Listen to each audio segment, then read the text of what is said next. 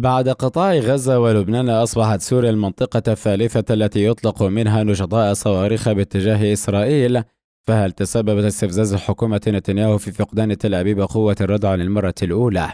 تعيش إسرائيل حالة من التوتر الداخلي وتظاهرات غير مسبوقة في الأسابيع الماضية تنذر بوقوع حرب أهلية على خلفية التعديلات القضائية التي يريد تمريرها نتنياهو وحلفائه في الحكومة، إتمار بن كفير وزير الأمن الداخلي وسيل سموتريش وزير المالية ويريف ليفين وزير العدل. كما أن الانتهاكات التي ترتكبها دولة الاحتلال بحق الفلسطينيين سواء توسعة الاستيطان أو هدم المنازل وتهجير أهلها وصولا إلى الاعتداءات المتكررة وغير المسبوقة على المسجد الأقصى دفعت الأمور في المنطقة إلى حافة الهوية فعلا لا قولا.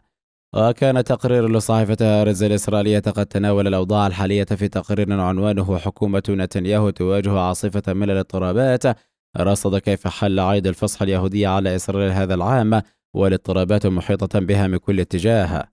فدولة الاحتلال غارقة في بوادر حرب أهلية مدفوعة بالنزاع على هويتها، وهي مقبلة على أزمة دستورية هائلة في مايو أيار ويونيو حزيران، كما تشهد تصعيدا أمنيا مع لبنان وغزة وفي القدس الشرقية المحتلة. كما أن سوريا ليست غريبة على سلاح الطيران الإسرائيلي الذي نفذ خلال السنوات الماضية مئات الغارات على ما تقول الدولة العبرية إنها أهداف لإيران ومنظمة حزب الله اللبنانية.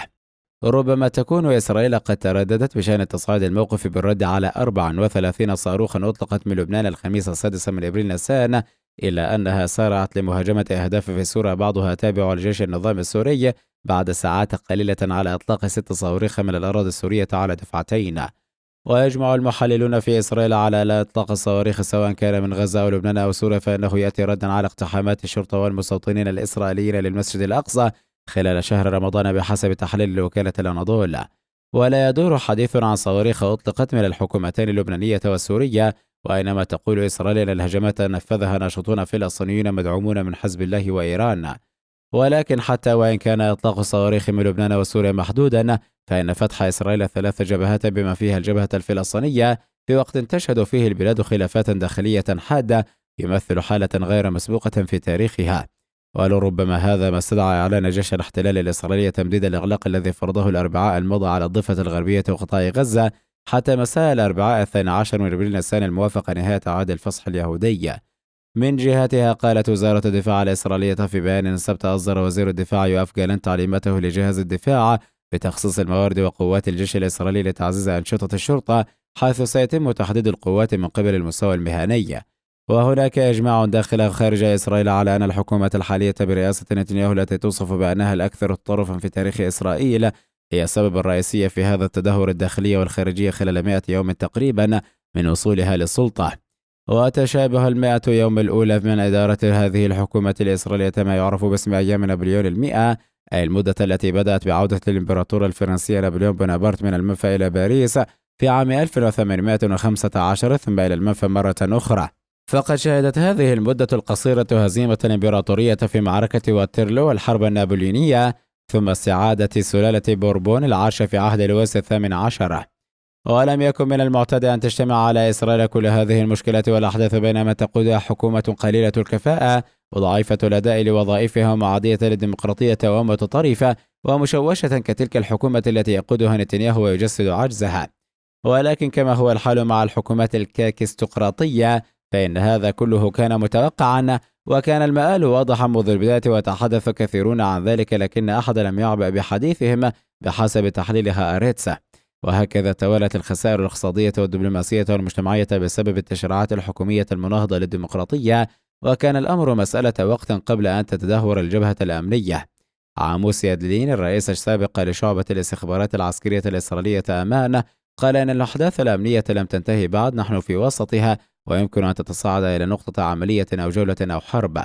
واعتبر يادلين في سلسلة تغريدات نشرها عبر حسابه على تويتر الأحد أن هناك 3 معضلات أمام صناع القرار. أولا، هل الحدث الأمني الذي نحن فيه تنظيم واحد متعدد المشاهد أم أنه حدث يشارك فيه المحور الراديكالي بأكمله من إيران عبر حزب الله إلى حماس؟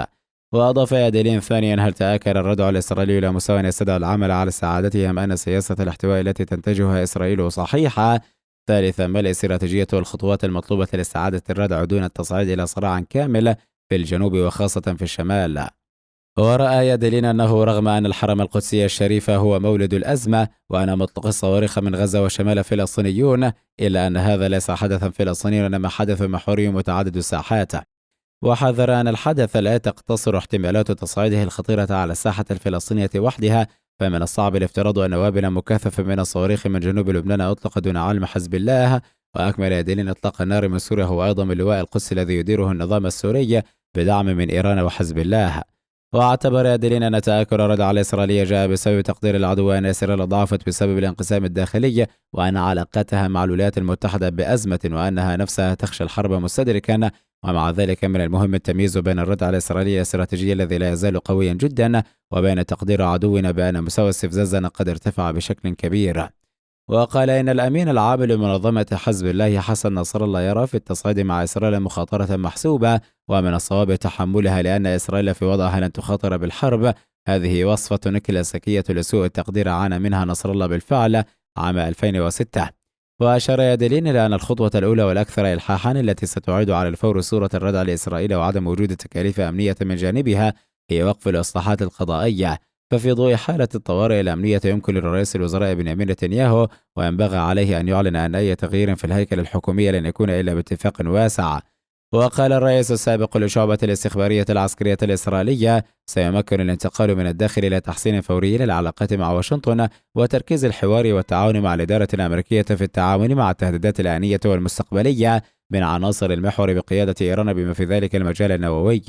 وذكر أنه لاحقا سيطلب من إسرائيل اتخاذ سلسلة من التحركات بما في ذلك على المستويين العملياتي والعسكري لا يمكن تفصيلها هنا من أجل سعادة قدرة الردع لدينا. ينتظرنا صيف حار علينا أن ندخله برأس صاف وبارد دون تفاصيل أكثر، غير أن ما لا يقوله المحللون العسكريون يقوله أحيانا السياسيون. فقد حمل يائير لابيد زعيم المعارضة ورئيس الوزراء الإسرائيلي السابق الحكومة الحالية المسؤولية عن الأحداث في المسجد الأقصى. وقال لابيد في حديث لهيئة البث الإسرائيلية الرسمية أن الأحداث في الحرم القدسي ترجع إلى عدم مسؤولية الحكومة. هذا ما يحدث عندما تعهد بالمكان لأكثر الرجال تطرفا في دولة إسرائيل. إن وزير الأمن القومي تمار بن كفير يحاول فقط إشعال الشرق الأوسط.